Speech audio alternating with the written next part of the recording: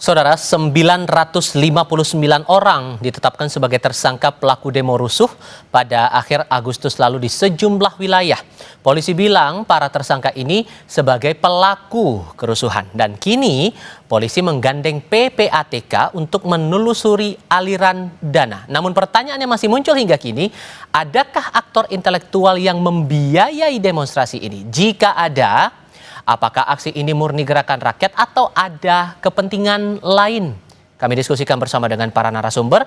Lewat sambungan dalam jaringan sudah bergabung bersama kami Yunus Hussein, Kepala PPATK periode 2002 hingga 2011. Pak Yunus, dengan Tifal, apa kabar Pak? Kabar baik, selamat malam. Terima kasih sudah bergabung bersama kami. Sementara di studio Kompas TV juga sudah bergabung Ito Sumardi, Kabarreskrim Polri periode 2009 hingga 2011. Pak Ito, apa kabar Pak? Baik Mas Tifal. Terima kasih sudah bergabung bersama kami. Dan kami masih menantikan kehadiran Muhammad Isnur selaku Ketua Umum YLBHI untuk ikut berdiskusi bersama kami. Sejauh ini Mas Isnur bersedia untuk ikut dalam diskusi kali ini.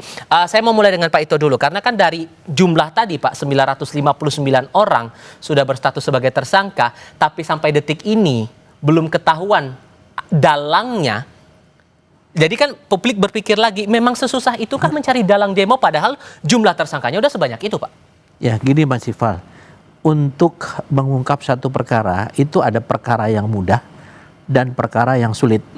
Nah, perkara yang mudah misalnya tertangkap tangan, itu sudah ada. Kalau teori pembuktian segitiga tuh ada saksi, kemudian ada pelaku, dan juga ada barang bukti. Nah, ini kan dalam kerumunan massa yang berbaur dengan massa yang sifatnya adalah tidak anarkis. Mereka mendompleng ya. Nah, di sini kan kita melihat ada eksekutornya, tentunya harus dicari. Apakah eksekutornya ini adalah melakukan karena secara spontan, ataukah memang ada yang mengkoordinir atau ada yang memprovokasi. Nah, kalau kita kembali kepada negara kita, negara hukum kan ya. Tentunya di sini yang main pertama adalah pihak kepolisian sebagai penyidik. Penyidik itu adalah membuat terang satu perkara, mengumpulkan barang-barang bukti atau alat bukti. Sesuai dengan pasal 184 ayat 1 KUHP, 5 alat bukti antara lain adalah keterangan saksi sudah pasti ya. Keterangan tersangka, kemudian juga ada yang dikatakan keterangan ahli. Nah, keterangan ahli ini adalah bagaimana polisi mengumpulkan alat bukti yang tidak terbantahkan. Salah satu diantaranya adalah dengan PPATK. Kenapa PPATK? Di sana kita akan melihat orang-orang yang terindikasi dicurigai sebagai mastermind-nya, maka dia akan diteliti atau ditelusuri apakah ada transaksi ataupun komunikasi yang bersangkutan dengan seseorang ya, transaksi keuangan. Ini hanya bisa melakukan melalui satu lembaga pemerintah yang memang itu legal ya, yaitu PPATK. Oh, sorry, saya potong di situ. Nanti kita akan coba singgung masalah untuk penelusuran aliran dana. Cuman dari pengalaman Anda Pak, saat masih aktif menjadi anggota polisi waktu itu, hal apa yang jadi challenge, hal apa yang jadi tantangan kalau menemukan kasus seperti tadi, demo rusuh dengan jumlah tersangka untuk pelaku lapangannya udah ada, apakah memang sesulit itu? Apa tantangan yang dihadapi sebetulnya oleh penyidik untuk bisa menemukan dalang itu? Ya, jelas yang pertama, eksekutor ini tidak akan mau membuka siapa yang berada di belakangnya, siapa yang membayar, karena itu berjenjang tuh Mas ya. Mungkin kita melihat ya, misalnya seorang mastermind ini dia di bawahnya tuh sudah mempunyai jaringan ini yang mengumpulkan orang-orang untuk melakukan satu perbuatan yang sifatnya anarkis ya, apakah membakar, menggulingkan mobil, menjarah ya, itu mereka eksekutor di bawah. Di atasnya ada layer-layer yang tentunya saat ini dari teman-teman Barreskrim sudah memiliki siapa-siapa orang di sana. Sampai dengan apakah ini memiliki kaitannya dengan jaringan internasional. Nah, kesulitan kita adalah bagaimana kita seorang sebanyak itu kita meminta keterangan kepada mereka satu-satu, dan bagaimana menumbuhkan semacam satu keinginan atau kesadaran untuk mengakui. Nah, itu kan sulit ya. Ditambah lagi ada 295 anak di antara 959 ini yang terjerat. Itu juga jadi challenge. Nah, justru dari anak-anak inilah akhirnya mengerucut ke atas kepada siapa yang menyuruh mereka. Nah, sehingga polisi dari sana menetapkan seseorang menjadi tersangka. Kan menjadi seorang tersangka itu bagi polisi juga memiliki konsekuensi hukum kan. Kalau orang tidak terima, dia bisa ke pra-peradilan atau PT UN. Nah, sehingga polisi harus betul-betul yakin. Nah, disinilah kita menggunakan namanya scientific crime investigation ya, atau investigasi penyelidikan dengan berbasiskan ilmiah, yaitu melalui digital forensik, pembicaraan melalui telepon, komunikasi.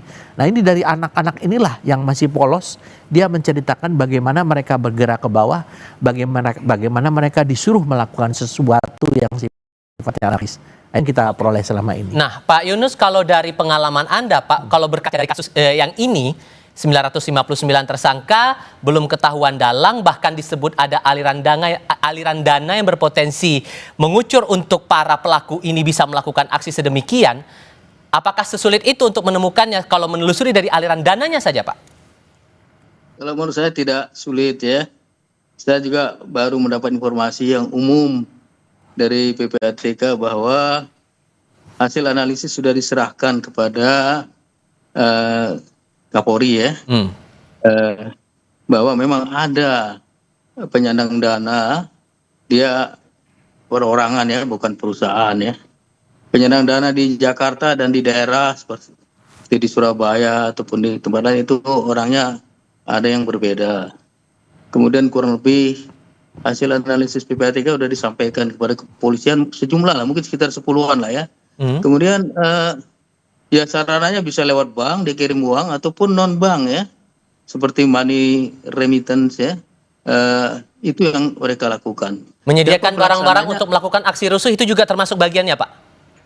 Ya itu mereka yang menggunakan, yang diberikan biaya itu mereka katakanlah ada pelajar, ada mahasiswa yang bergerak, ada masyarakat, itu yang dibiayai baik melalui organisasinya ataupun badan-badan atau semacam mungkin semacam NGO lah gitu ya.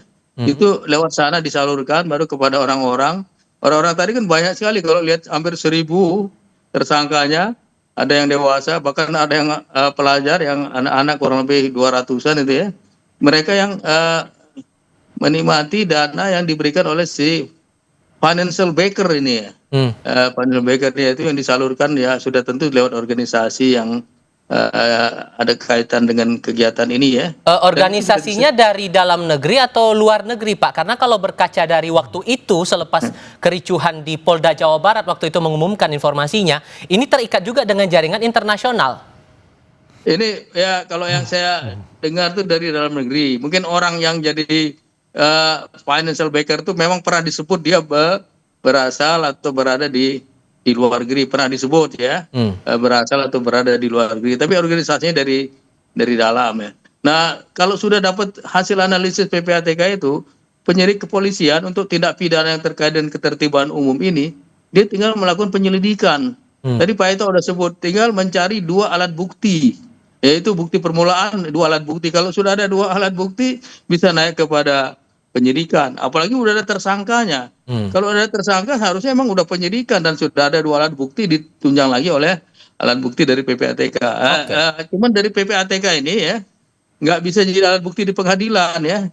Dia dari hasil analisis PPATK ini penyidik mencari keterangan dari bank atau non bank tadi, minta voucher, minta bukti transaksinya. Kalau perlu didengar keterangan orang banknya mengenai transaksi itu. Lahirlah alat bukti tertulis, alat bukti katakanlah kesaksian mereka yang tahu mengenai pembiayaan itu, ditambah lagi dengan ahli. Sehingga kalau cari 2 alat bukti saya kira udah cukup. Sudah bisa memang penyidikan dan sudah bisa ada tersangkanya. Sehingga batasannya untuk PPATK hanya sampai di situ ya Pak ya? Atau bisa lebih meluas lagi porsinya kalau kemudian polisi ingin bekerja sama dengan PPATK menelusuri aliran dana dan dalang dari kasus itu? Ya bisa ditelusuri dari mana dan kemana ya.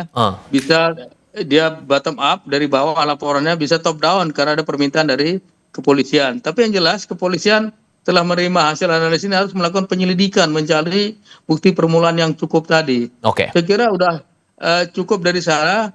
Nanti hasil analisis PPATK itu dipakai mencari alat bukti oleh penyidik. Karena yang bisa memproduksi alat bukti hanya penyidik. PPATK nggak bisa. PPATK itu kalau dalam permainan bola dia hanya sebagai gelandang saja yang memberikan umpan pada penyidik. Penyidiklah yang mencari. LHA sendiri bukan alat bukti. Dalam secara internasional bukan alat bukti lah. Nah, kalau dari kacamata Anda yang pernah aktif di kepolisian, Pak Ito, saat data disampaikan dari PPATK, tindak lanjut dari penyidik itu bisa sampai ke arah mana sebetulnya?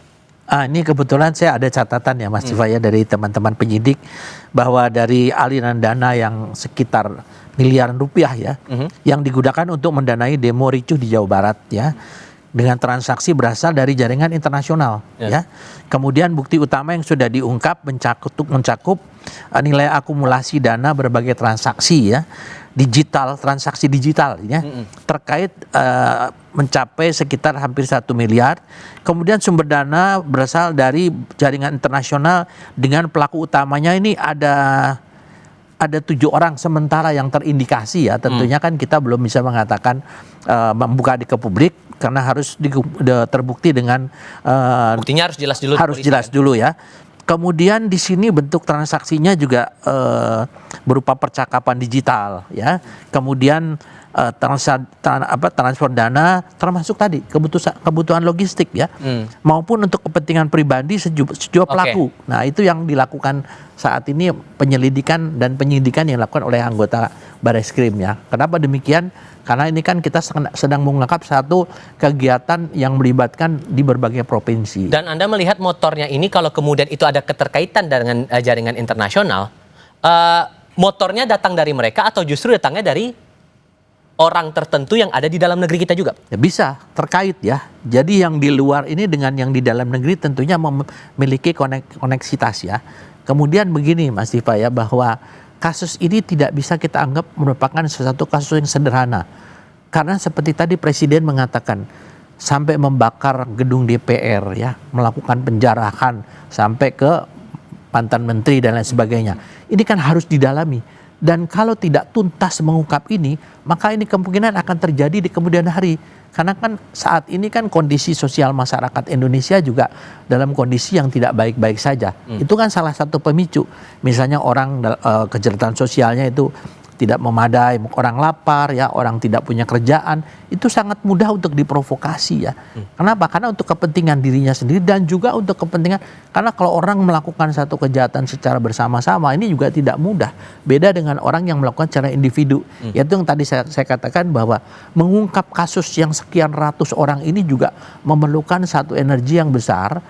Tapi yang paling penting adalah bagaimana polisi bisa mengungkap mastermind-nya. Karena kalau sudah kepalanya dipegang, ya mudah-mudahan untuk kedepannya jangan sampai terjadi peristiwa kemarin pada saat Agustus itu. Tapi ya balik lagi, kalau tergantung dari para tersangka ini mau mengaku siapa yang menggerakkan mereka, kan balik lagi ke sana kan Pak? Ya pasti, karena kan di dalam KUHP disebutkan setiap orang itu punya hak untuk tidak menjawab atau tidak menceritakan hal sebenarnya. Nah ini juga kan menyangkut masalah HAM ya.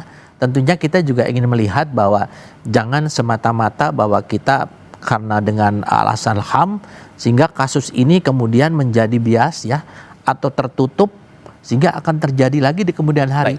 Nah di sini perlunya kita melibatkan juga teman-teman dari unsur HAM ya agar mereka juga memahami ya. Oke, karena ada dugaan jaringan internasional juga yang bermain di sini Pak Yunus, kalau Anda melihatnya cara untuk menelusuri, mengolah data, mencari, mendalami, dan menindaknya, apakah akan terkendala karena ya batas jarak kemudian dengan otoritas tertentu juga yang punya aturan sendiri untuk penindakannya? Kalau minta informasi saja dari negara tetangga seperti Malaysia, Singapura, Thailand, Filipina, Amerika, Australia, kita punya MOU semuanya untuk bertukar informasi. Jadi kita bisa minta informasi dan dia ada kewajiban sesama anggota Egmont Group ya, perkumpulan PPATK sedunia, dia ada kewajiban untuk menjawab inquiry dari Indonesia. Jadi kalau untuk informasi tidak ada masalah. Mungkin yang sedikit masalah kalau mau mencari alat bukti, evidence ya. Nah, di sini penyidik meminta ke sana itu dia bisa lewat Interpol ya, police to police atau Interpol atau lewat mutual legal assistance melalui Kementerian Hukum dan HAM meminta mutual assistance request ke negara-negara dari mana sumber dana, di mana orang itu berada yang membantu memberikan dana itu. Nah itu evidence memang sedikit lebih berliku. Kalau informasi PPATK gampang, secara online kita bisa bertukar informasi itu. Oke. Dan yang juga menarik dicermati adalah pertanyaan atau pernyataan dari pihak Bareskrim Polri yang menyebut untuk penelusuran aktor intelektual di balik demo rusuh ini, pembuktian lewat proses saintifik. proses saintifik ini Pak Ito sesungguhnya apakah sama dengan penindakan untuk kasus-kasus hukum yang lain atau justru ada hal yang dirasa spesial dalam tanda kutip untuk bisa cepat ditemukan dalangnya? Tapi jawabnya nanti kita jeda sebentar. Kami segera kembali. Selain dengan Pak Ito di studio, kemudian lewat sambungan dalam jaringan masih bergabung juga bersama kami Pak Yunus Hussein. Kami juga telah kehadiran Muhammad Isnur, Ketua Umum YLBHI. Mas Isnur, apa kabar? Baik. Terima kasih sudah mau datang bersama kasih. kami di studio Kompas TV kali ini. Saya kasih giliran ke Anda kalau begitu membaca jumlah tersangkanya hampir 1.000, kemudian sampai sekarang susah tampaknya kesan di mata publik. Belum ketahuan juga nih dalangnya. Memang sesusah itu kalau dari kacamata Anda? Ya, pertanyaannya gini, tugas penyidikan mengumpulkan bukti. Maka bukti itu harus valid, harus kuat asas kausalitasnya yang bersambung. Bahwa apakah ini tadi diceritakan dari luar negeri, apakah aktornya siapa, itu harus kuat. Karena pembuktian di ruang sidang. Jangan sampai di ruang sidang nanti kemudian dibongkar bukti-bukti itu lemah. Karena akan diuji oleh para pihak gitu.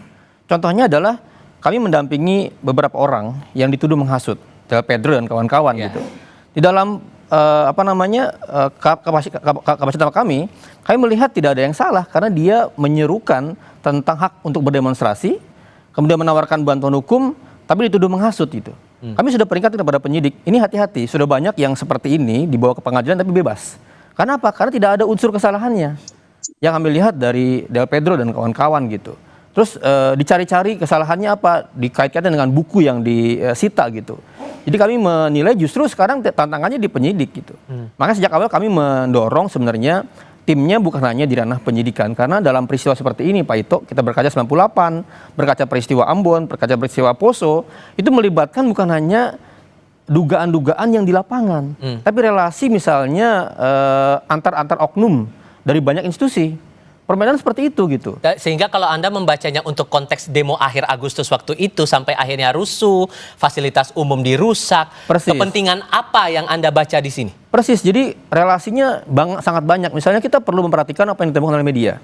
Beberapa media mengungkapkan misalnya di lapangan ditemukan oknum-oknum misalnya dugaan ya, yang diduga terlibat tapi kemudian dibelokin seperti seolah dia hanya hadir di situ untuk memantau. Pertanyaannya, intelijen itu ngapain di tengah kerusuhan untuk memantau? Kenapa di tengah-tengah site kerusuhannya gitu? Kalau dia intelijen, dia memantau dari jauh dong.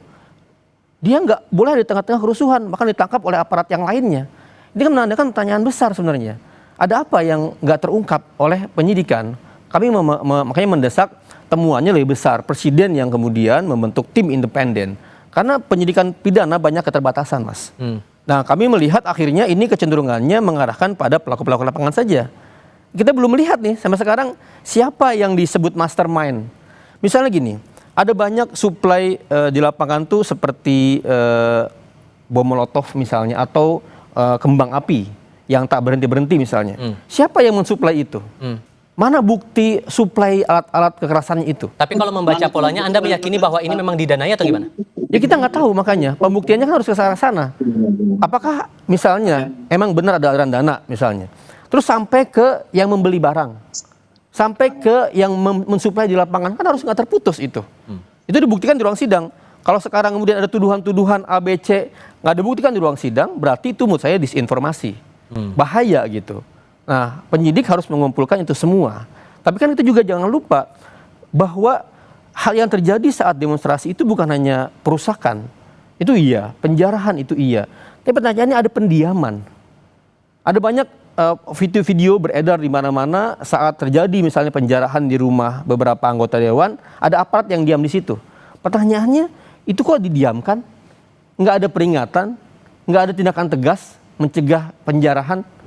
Apakah pendiaman sebuah unsur dalam konteks kejahatan Pak Ito? Ketika ada kejahatan terjadi, dia didiamkan. Begitu banyak aparat di sana, itu juga perlu diperiksa dong.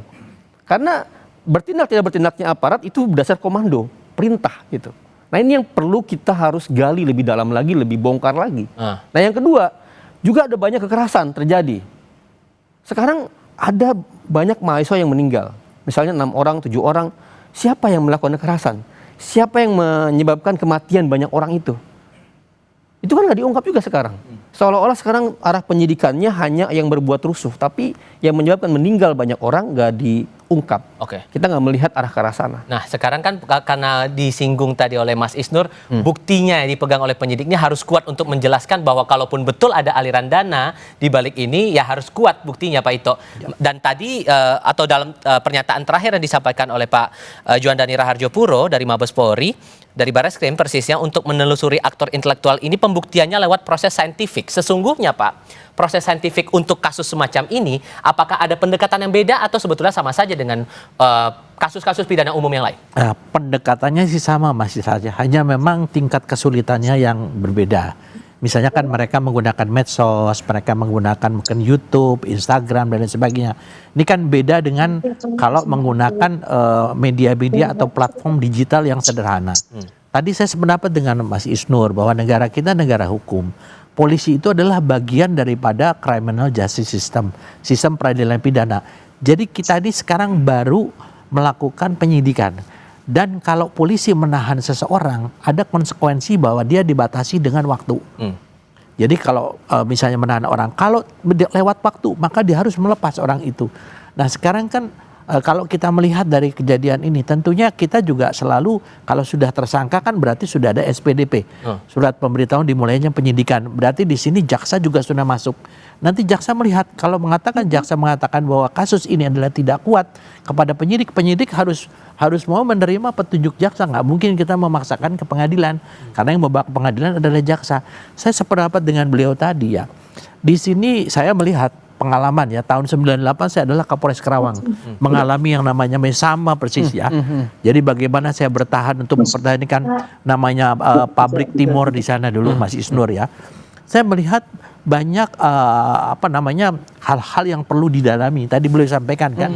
Jadi tidak semata-mata ini merupakan satu kegiatan yang dilakukan oleh massa anarkis, tapi ada kemungkinan juga ada pihak-pihak lain di sini yang terlibat. Oke. Ya, sehingga untuk masalah ini yang dikatakan tadi scientific crime investigation, saat ini memang tingkat kesulitannya itu memang agak lumayan berat ya, karena dari 3.000 kalau nggak salah 600-an orang, sekarang kan tinggal 900 sekian. Sebagian sudah dilepas, Mas ya. Tapi dilepas pun juga mereka itu ada satu catatan di dalam kepolisian itu, mapping orang ini memang terbiasa demo nggak. Kalau demonya demo mahasiswa, itu demo yang istilahnya yang sangat pasif dan juga damai ya. Tetapi yang demo yang aktif atau demo yang ini ada yang anarkis, ini yang tentunya harus dipetakan oleh polisi gitu. Nah, kalau menurut Anda Pak Yunus, membaca kasus ini yang terbilang cukup kompleks sebetulnya, karena kan pembuktian terlebih masalah jaringan internasional itu yang harus dibuktikan, maka proses penelusurannya harus mulai dari mana dan gimana cara untuk menindaklanjuti itu kepada polisi?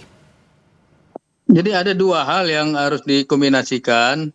Pertama, menelusuri transaksi. Ini dibantu oleh PPATK dan bisa kerjasama dengan PPATK negara lain, di mana kebetulan kita udah banyak sekali kerjasama. Dan di dalam perkumpulan PPATK sedunia ya, anggotanya 170 sekian negara itu, mereka bisa memberikan informasi kalau kita minta, karena hukumnya wajib. Itu yang pertama, ditelusuri. Yang kedua, informasi lewat media sosial, lewat WA dan lain sebagainya. Dan nanti dikaitkanlah komunikasi dengan transaksi ini, pasti ada nyambungnya. Karena kalau transaksi saja belum berbunyi. Kalau WA saja, komunikasi saja belum berbunyi. Tapi kalau disambung dengan uang, bisa nyambung. Oh, ini ternyata yang jadi financial backer-nya. Oh, ini yang dibiayai, yang diongkosin oleh katakanlah Cukong ini. Dan itu kalau menurut saya ini termasuk ya dalam pengertian saintifik, follow the money dari suatu tindak pidana. Dengan menggunakan financial analysis, kita itu pakai aplikasi itu ya. Pakai aplikasi Go AML ya, bukan manual lagi itu. Dan dengan banyaknya informasi ya, baik yang ada dalam database PPATK maupun dari laporan-laporan yang masuk ataupun laporan-laporan yang diminta, saya kira kalau untuk menelusuri selama mereka itu membayar lewat bank dan non-bank seperti remittance itu masih mudah. Terlepas bahwa itu ada kaitannya dengan jaringan internasional, Pak. Karena ada kekhawatiran di publik kalau betul ada jaringan internasional yang terlibat, jangan-jangan nanti akan ada penyesuaian lagi dengan kebijakan otoritas di negara yang bersangkutan misalnya. Untuk kita bisa menindak di sana. Internasional bisa meminta informasinya, cuman kalau mencari alat bukti memang kepolisian sebagai penyidik meminta bisa police to police atau mutual legal assistance ke negara tetangga itu. Itu memang memakan waktu. Tapi kalau hanya informasi mengenai transaksi itu tidak pakai MLE bisa diminta karena kita ada kerjasama, ada MOU dan sesama anggota Egmont Group tadi harus bertukar informasi. Jadi kalau nggak mau bertukar informasi malah bisa diberhentikan kita dari anggota Egmont Group ini. Jadi kalau untuk itu saya optimis ya. Cuman masalahnya adalah bagaimana mencari evidence-nya yang akan dijadikan alat bukti di pengadilan. Karena itulah yang bisa memutuskan seseorang nanti bersalah apa tidak. Karena kalau transaksi saja, apalagi dari PPATK punya produk PPATK hanya hasil analisis dan hasil pemeriksaan, dia bukan alat bukti, nggak boleh, karena dia produk intelijen. Penyidiklah, polisi lah yang mencari alat bukti berdasarkan informasi dari PPATK tadi, baik dari dalam atau luar negeri gitu. Nah, sekarang jadi penyidik penting sekali peranannya. Oke, dengan tantangan seperti itu Pak Ito, berarti kan nggak main-main juga nih urusannya. Jaringan internasional belum lagi menyesuaikan dengan otoritas tempat. Kalau kemudian itu terbukti, menguatkan posisi bahwa ya ini buktinya jelas sampai ke pengadilan pun bisa tidak terbantahkan, kasarnya begitu. Ya. Harus sebagaimana detail nih polisi mengusut ini semua. Tadi disampaikan Mas Isnur ya, bahwa alat bukti itu yang akan dibawa ke pengadilan itu harus betul-betul bisa dipertanggungjawabkan dan tidak terbantahkan. Karena apa? Kalau sampai misalnya di sana dinyatakan tidak kuat dan kemudian yang bersangkutan dibebaskan, maka ada konsekuensi hukum juga bagi pihak kepolisian ya. Bahwa satu dari segi tentunya dari kinerjanya tidak profesional ya. Yang kedua seolah-olah mencari kesalahan seseorang itu dijadikan tersangka hanya untuk mengaburkan, tadi disampaikan Mas Isnur juga yang sebetulnya ada hal-hal lain yang lebih dalam di sana ya. Tapi kalau membaca bukti yang ada sekarang untuk 900-an tersangka itu bisa merujuk nggak kira-kira ke arah sana Pak? Atau masih terlalu jauh? Kalau menurut saya dari hasil menyampaikan dari teman-teman di Barreskrim, mereka sudah kuat ya. Sekarang tinggal mencari penguatnya. Nah disinilah perannya dari Mas Isnur, dari teman-teman YLBHI ya, untuk bisa mendampingi mereka. Jadi jangan sampai di dalam penyidikan ini ada kesan bahwa kita memaksakan. Ya kalau memang tidak kuat, ya tentunya penyidik juga tidak akan mengambil satu resiko untuk memaksakan satu dugaan atau sangkaan kepada orang yang memang tidak kuat. Baik. Ya. Oke. Dan keyakinan Anda Mas Isnur, seberapa besar penyidik atau polisi ini bisa menangkap atau mengungkap dalang aktor intelektual di balik kerusuhan ini? Saya belum tahu apakah belum diungkap apa tidak, tapi dari aktor-aktor yang kami dampingi yang dituduh penghasut, itu mereka bukan dalam artian penghasut kemudian mereka menyerukan kekerasan. Mereka ini adalah orang-orang yang memang selama ini bergerak untuk isu demokrasi, mengkampanyekan bahwa masyarakat punya hak dan bisa berekspresi menyampaikan pendapat ke umum. Tapi kok mereka yang disasar ya? Itu pertanyaan besar menurut saya. Jangan-jangan justru tangga penyidikannya ini belum secara tepat ditepatkan. Misalnya gini, ada orang pelaku kekerasan. Dia ini kekerasan karena apa sih? Apa karena dia motif memang dia sudah kesal dengan nasibnya sendiri, mengalami ekonomi yang berat, sehingga gak ada urusan orang nyuruh apa tidak, emang dia bergerak sendiri. Melihat bukti yang ada sekarang belum. Iya, misalnya ini kita kan belum tahu. Kita pengen lihat. Dan itu belum disajikan ke ruang publik. Penyidik belum membukanya. Mungkin nggak tahu masih dalam pengembangan atau tidak. Tapi dalam proses sekarang saya belum melihat ke arah sana. Mungkin ini masih rahasia ya karena penyidikan ya. Belum tahu. Tapi di orang-orang yang disasar adalah aktivis, pegiat demokrasi yang selama ini mengkampanyekan hak asasi manusia, mengkampanyekan perlindungan orang untuk berdemonstrasi, dan mereka tidak bersalah di situ gitu.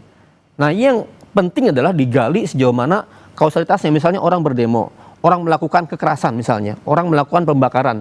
Pertanyaannya, orang ini siapa? Adakah yang mengkoordinatori dia? Kalau ada, siapa koordinatornya? Ditangkap dong koordinatornya dong. Oke. Siapa yang menyuplai misalnya bom molotovnya? Di mana buat bom molotovnya? Nah, bom molotov dicari siapa yang mendanai buat bom molotov. Nah, itu yang kayaknya harus dibuat tegas. Petanya di mana? Sehingga kalau menurut Anda nih masih yakinnya belajar dari sehingga tidak ada keterputusan atau kesinambungan kausalitas sampai urusan pendanaan dari luar negeri. Gitu. Kalau melihat pola tadi dan pendapat Anda tadi, maka Anda masih yakin bahwa dalam demo waktu itu betul ada kelompok yang benar-benar menyampaikan aspirasi, ada betul-betul kelompok yang memang niatnya buat ngerusuh aja. Bisa jadi yang menunggangi ada gitu. Karena kan teman-teman biasanya demonstrasi itu dalam keadaan yang damai, non-violence. Itu prinsip dalam demonstrasi mahasiswa. Demonstrasi seringkali teman-teman ojol misalnya. Tapi ada yang menunggangi. Nah, menunggangi ini kan perlu dicari tahu. Misalnya dengan kemampuan tadi saintifik tuh ada CCTV-nya. Siapa yang menyuruh, siapa yang datang tiba-tiba malam-malam. Karena pengalaman kita di kasus pembakaran Sarinah, Pak Ito, 2020 itu, ini di tengah-tengah demonstrasi, mahasiswa lagi damai-damai aja, tiba-tiba sore datang sekelompok orang, pakai baju nggak jelas, bawa alat-alat yang lengkap, orang lain demo dia bakar halte. Itu kan nggak pernah diungkap siapa orang-orang ini yang berbeda dengan masa demonstran gitu. Nah kami khawatir sebenarnya yang nggak diungkap adalah jejaring ini yang sampai ke atas. Dan saya mendorong untuk siapapun ya yang terlibat, walaupun dia misalnya melibatkan orang dalam, melibatkan oknum-oknum di berbagai institusi, ungkap ke situ sebenarnya. Harus sampai ke situ. Iya dong. Pembuktian itu tadi ya, kalaupun betul ada jaringan itu ya buktikan dengan bukti yang memang solid sehingga bisa dipertanggungjawabkan di pengadilan itu tadi. Mas Isnur, terima kasih. Pak Ito, terima kasih sudah datang ke studio Kompas TV. Pak Yunus, terima kasih banyak sudah bergabung lewat sambungan dalam jaringan bersama kami. Sehat selalu semuanya. Selamat malam. Sama-sama.